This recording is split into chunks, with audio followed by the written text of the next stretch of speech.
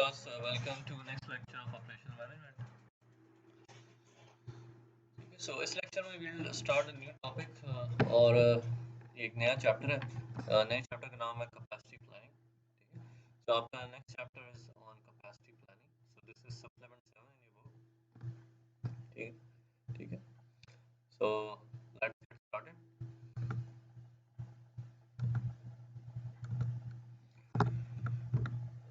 ठीक है. जब हम कैपेसिटी की बात करते हैं तो बेसिकली इस चैप्टर में हम पढ़ेंगे कि जो ऑर्गेनाइजेशन होती हैं या कंपनीज होती हैं वो अपनी कैपेसिटी को किस तरह प्लान करती हैं. जब हम कैपेसिटी की बात करते हैं तो you can imagine capacity as being for example एक शादी हॉल है. उसकी टोटल कैपेसिटी कितनी है. शादी हॉल की टोटल कैपेसिटी होगी कि उस शादी हॉल में कितने लोग बैठ सकते हैं. ठीक है. इसी तरह की कॉन्सर्ट हॉल है जहाँ पे कॉन्सर्ट्स होते हैं उसकी भी कैपेसिटी इसी तरह हम मेजर करेंगे कि उसमें कितने लोग बैठ सकते हैं. ठीक है. इस तरह की फैक्ट्री जो गाड़ियाँ बनाती है उसकी कैपेसिटी हम मेजर करते हैं by the number of cars it can produce. ठीक है. तो कैपेसिटी की एक डेफिनेशन इन ऑपरेशन मैनेजमेंट वो ये है. कैपेसिटी इज द थ्रूपुट और the number of units a facility can hold, receive, store और produce in a period of time. ठीक है. इसको और सिंपल करते हैं तो capacity is the number of units a facility can produce in a period of time. ठीक है. तो अगर वो ऐसा बिजनेस है जो कुछ प्रोड्यूस नहीं करता then you can just call it hold, receive और स्टोर डिपेंडिंग ऑन कि बिजनेस चीज़ें स्टोर कर रहा है या रिसीव कर रहा है या सिर्फ होल्ड कर रहा है. ठीक है. तो फॉर एग्जांपल एक जो स्टोर है. ठीक है. वो चीज़ों को स्टोर करता है. ठीक है. फिर बेचता है. ठीक है. तो depending on type of business. ठीक है. तो सिंपल आप इतना याद रखेंगे capacity is the number of units a facility can produce in a period of time. ठीक है.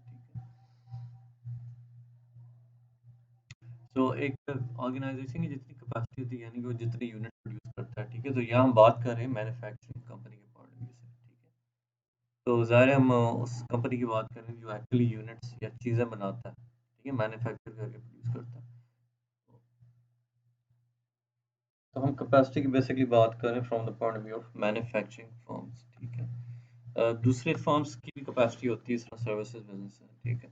बट वो उसकी डेफिनेशन जो है एग्जैक्टली ये नहीं होगी. थोड़ा सा फर्क हो जाएगा. ठीक है. So main thing over here is important thing to understand is कि किसी भी ऑर्गेनाइजेशन की जो टोटल कैपेसिटी होती है उसके मुताबिक उसकी फिक्स कॉस्ट तय होती है. ठीक है. फिक्स कॉस्ट आप ऑलरेडी पढ़ चुके हैं क्या होती है. तो fix cost are directly related to capacity. ठीक है. अगर आपको ज़्यादा बड़ी कैपेसिटी चाहिए फॉर एग्जांपल ज़्यादा बड़ी फैक्ट्री चाहिए अपनी चीज़ें बनाने के लिए फिक्स कॉस्ट ज़्यादा होंगी. ठीक है. फिक्स कॉस्ट की एग्जांपल इज रेंट. ठीक है.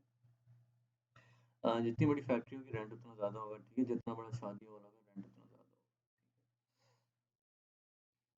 ठीक है. कैपेसिटी ये डिसाइड करती है कि आप डिमांड पूरी कर सकते हैं या नहीं. ठीक है. डिमांड की हम बात करें we are talking about demand of customers. ठीक है. ऐसा हो सकता है कि फैक्ट्री है वो 10,000 गाड़ियाँ बनाती है लेकिन मार्केट में उन गाड़ियों की डिमांड इज 20,000. ठीक है. तो यानी कि आपकी कैपेसिटी कस्टमर डिमांड से कम है. ठीक है. तो आइडियली ये होना चाहिए कि आपकी कैपेसिटी कस्टमर डिमांड से ज़्यादा होनी चाहिए ताकि डिमांड अगर थोड़ी इंक्रीज भी हो जाए तो आप वो डिमांड पूरी कर सकें. ठीक है. तो ये प्लानिंग के बारे में बताया गया कि ऑर्गेनाइजेशन अपनी कैपेसिटी को किस तरह प्लान करती हैं डिफरेंट टाइम होराइजंस. ठीक है. तो हमारे पास मेनली 3 टाइम होराइजंस है. एक लॉन्ग रेंज प्लानिंग का है. ठीक है. इसमें हम लॉन्ग रेंज प्लानिंग करते हैं. तो दूसरा time horizon is intermediate range planning. ठीक है. तीसरा इज शॉर्ट रेंज प्लानिंग. ठीक है. हमारे पास 3 टाइम होराइजंस हैं और तीनों टाइम होराइजंस में जो कैपेसिटी की प्लानिंग में फ़र्क है. ठीक है. So long range means period which is for a long period of time. ठीक है. तो कई सालों का पीरियड होता है. तो लॉन्ग रेंज में हम प्लानिंग करते हैं कैपेसिटी की थोड़े डिफरेंट तरीके से होता है. लॉन्ग रेंज में प्लानिंग इस तरह होती है कि लॉन्ग रेंज में हमारे पास टाइम ज़्यादा होता है और हम we also have access to more funds. ठीक है. हम पैसे भी रेज़ कर सकते हैं. ठीक है. कहीं न कहीं से. तो we can actually build new facilities. ठीक है. And we can also add long lead time equipment which basically means कि we can add new equipment. इसके अलावा इंटरमीडिएट रेंज में अगर हम देखें इंटरमीडिएट रेंज मीन्स के तो इंटरमीडिएट प्लानिंग का जो अर्सा बहुत लंबा नहीं है. ठीक है. It's a shorter time period. तो इसमें हमारे पास इतना टाइम नहीं होता है ना इतने पैसे होते हैं कि हम नई फैसिलिटीज़ बना सकें यानी कि we can not build new factories. तो इस दौरान हम ये करते हैं, अगर हमने कैपेसिटी बढ़ानी है तो वी कैन सब कॉन्ट्रैक्ट होता है किसी चीज़ को ठेके पे दे देना। फॉर एग्जांपल अगर आपने पेंटिंग करानी है अपनी बिल्डिंग की, ठीक है, तो हो सकता है आप खुद इतना टाइम ना हो आपके पास कि आप नया स्टाफ हायर कर सकें, इतने पैसे भी ना हो, ठीक है, तो खुद आप नया स्टाफ नहीं हायर करेंगे, आप उसको ठेके पे दे देंगे किसी और को। ठीक है, इसी तरह दूसरी तरह की जॉब अगर आपने परफॉर्म करनी हो विच यू डू नॉट या you do not have the capacity to do yourself, ठीक है, फॉर एग्जांपल फैक्ट्रीज में मशीनिंग का प्रोसेस होता है, ठीक है, अगर आपके पास इतना लेबर नहीं है जो सिर्फ मशीनिंग का काम कर सके, या ट्रेन लेबर नहीं है जिसको मशीनिंग आती है, तो मशीनिंग को भी आप ठेके पे दे सकते हैं किसी और को, तो वो लोग मशीनिंग का काम करके आपको दे देंगे। तो इंटरमीडिएट रेंज प्लानिंग में भी यू कैन ऐड इक्विपमेंट, ठीक है, और इसमें जो है आप शिफ्ट्स में डिवाइड करते हैं काम को, ठीक है, यानी कि अपने लोगों को शिफ्ट्स में डिवाइड कर देते हैं कि लेट्स से मॉर्निंग शिफ्ट में ये लोग काम करेंगे, इवनिंग शिफ्ट में ये काम करेंगे, नाइट शिफ्ट में ये लोग काम करेंगे, ठीक है। और इस दौरान इंटरमीडिएट रेंज प्लानिंग में you also add new people, ठीक है, आप नए लोगों को भी हायर कर सकते हैं, ठीक है। अच्छा, फिर आती है तीसरा टाइम है शॉर्ट रेंज प्लान, ठीक है, शॉर्ट रेंज प्लानिंग में हमारे पास ऑप्शंस जो है सबसे ज़्यादा लिमिटेड होती है, बिकॉज शॉर्ट रेंज जो टाइम पीरियड है इट्स शॉर्ट, ठीक है, तो हमारे पास इतना टाइम नहीं होता शॉर्ट रेंज प्लानिंग में, ना इतने पैसे होते हैं कि we can build new facilities या we can add new facilities, ठीक है। तो इस दौरान हम कैपेसिटी बढ़ाने के लिए क्या करते हैं, हम जॉब्स को स्केड्यूल करते हैं, पर्सनल को स्केड्यूल, लोगों को स्केड्यूल करते हैं, ठीक है। अ, तो we basically assign people to different jobs, ठीक है,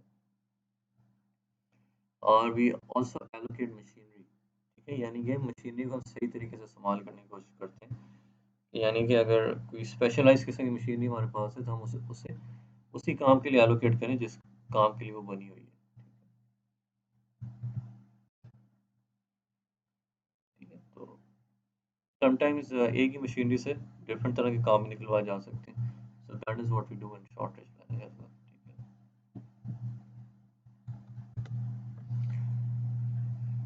अच्छा, कैपेसिटी की डिफरेंट टाइप्स हैं, ठीक है, एक एक one type of capacity is called design capacity is the maximum theoretical output of a system, ठीक है। मैक्सिमम थ्योरेटिकल आउटपुट क्या होती है कि in theory what is the maximum output your business can produce, ठीक है, अगर आप एक गाड़ी की फैक्ट्री है तो आपकी मैक्सिमम आउटपुट क्या होगी, what is the maximum number of cars you can produce in a given time period, ठीक है। तो इसको नॉर्मली एक रेट के तौर पे एक्सप्रेस किया जाता है व्हिच इज अ परसेंटेज, ठीक है। अ, उसके बाद आपके पास होती है effective capacity is the capacity a firm expects to achieve given current operating constraints, ठीक है।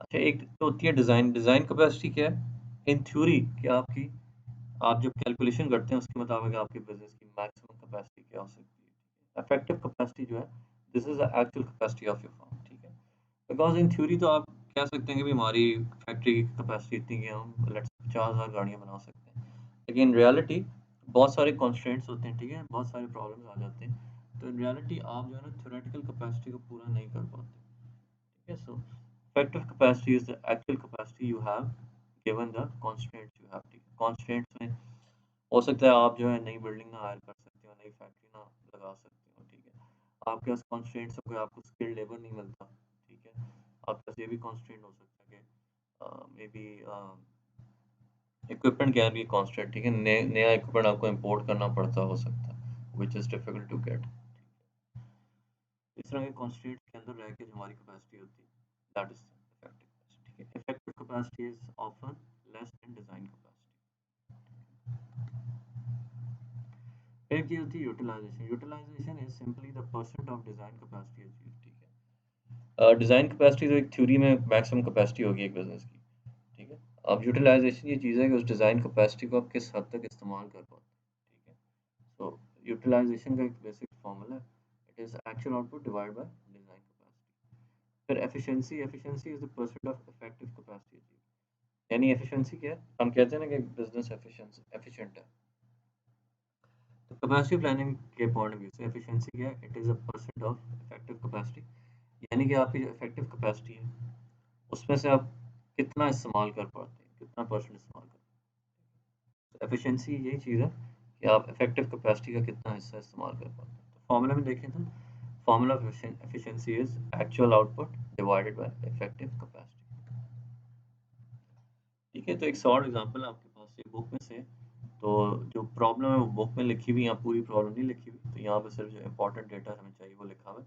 So August एक्चुअल प्रोडक्शन एक बिजनेस में लास्ट वीक हुई है 148,000 रोल्स। इफेक्टिव कैपेसिटी ये बिजनेस रोल्स प्रोड्यूस करता है, ठीक है। खाने वाले रोल्स भी कह सकते हैं आप, ठीक है। ये डिपेंड करता है प्रॉब्लम में क्या लिखा हुआ एग्जैक्टली, ठीक है।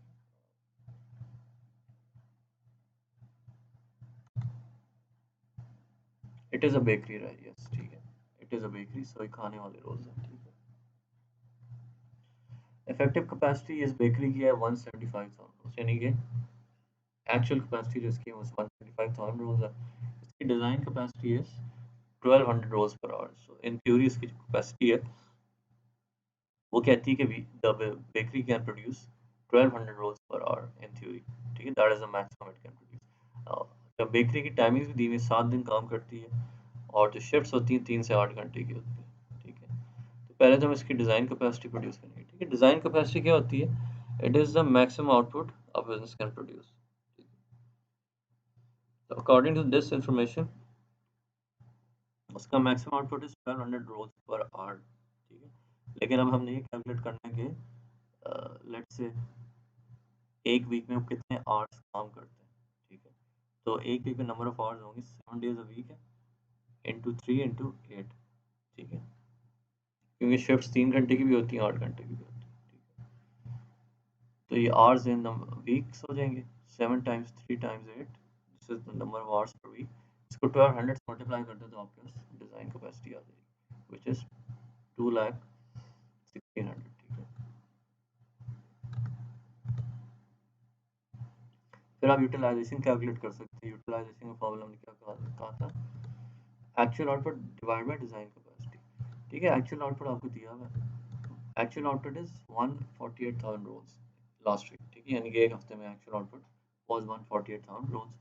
हम वीकली बेसिस पे ले रहे हैं इसको, ठीक है। और जो डिज़ाइन कैपेसिटी है ना वीक, दैट इज 201,600, ठीक है। एक्चुअल आउटपुट को डिज़ाइन कैपेसिटी से मल्टीप्लाई कर दें तो आपके पास यूटिलाइजेशन आ जाएगी इन परसेंटेज। फिर एफिशिएंसी को भी हम इसी तरह कैलकुलेट कर सकते हैं। एफिशिएंसी का फॉर्मूला क्या है?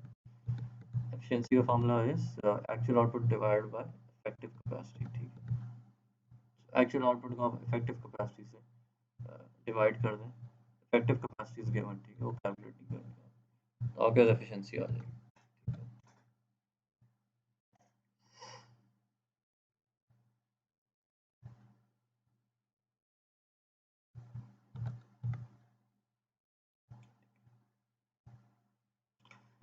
किसी भी बिजनेस की जो कैपेसिटी डिसीजंस होती हैं, they impact all 10 decisions of operation management as well as other functional areas, ठीक है। तो ऑपरेशन मैनेजमेंट की मेन 10 डिसीजंस हम पहले पढ़ चुके हैं, ठीक है, इन चैप्टर 1, ठीक है। तो कहने का मकसद ये है कि कैपेसिटी डिसीजंस जो है उनका असर पड़ता है सारी डिसीजंस पे, ठीक है। यानी कि ऑपरेशन मैनेजमेंट में हम जितनी भी डिसीजन लेते हैं कैपेसिटी डिसीजंस का उन सब पे असर पड़ता है, ठीक है। और दूसरी इसमें इंपॉर्टेंट चीज़ ये है कि capacity decision must be integrated into organization and strategy, ठीक है।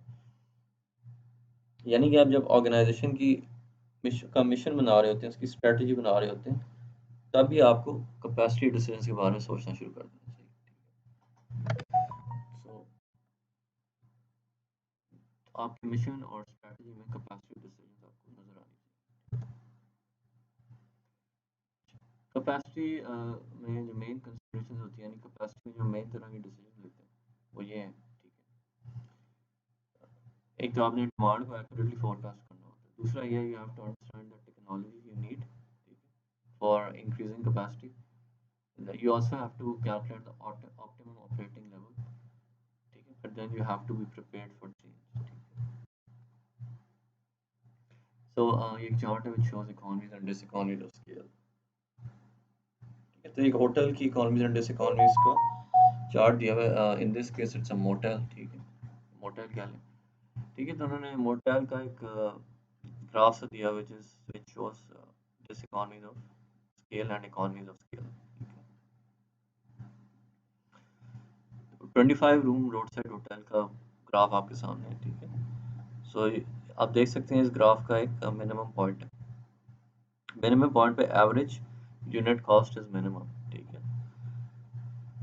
तो एवरेज यूनिट कॉस्ट मिनिमम होने से पहले you have economies of scale, ठीक है। तो इकोनॉमी ऑफ स्केल में क्या होता है कि जैसे जैसे आपकी कैपेसिटी बढ़ती जाती है, यानी कि as you keep increasing the number of rooms, ठीक है। मोटेल की कैपेसिटी क्या है?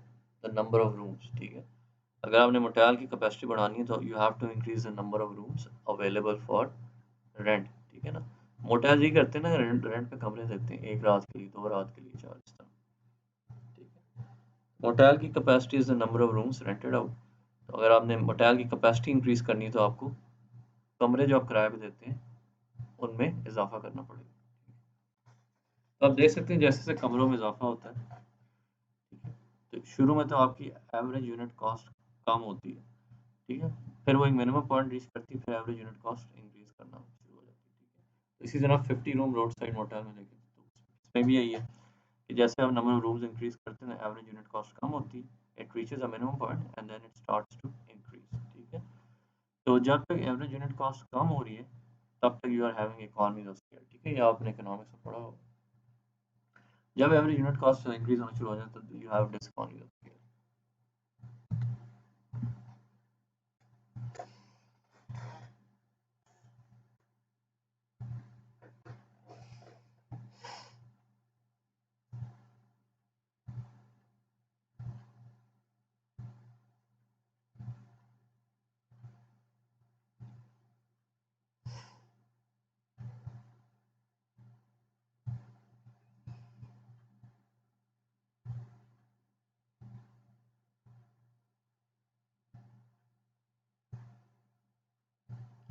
ठीक है, this graph shows the percent of North American vehicles made on flexible assembly lines।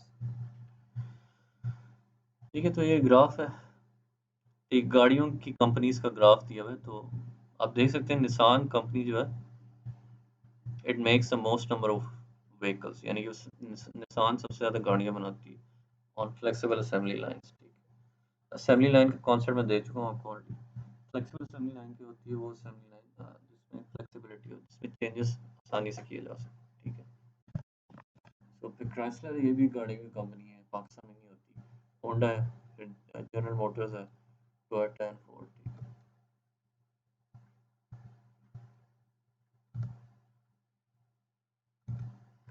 ठीक है, तो इस लेक्चर को यहीं एंड करते हैं, विल कंटिन्यू फ्रॉम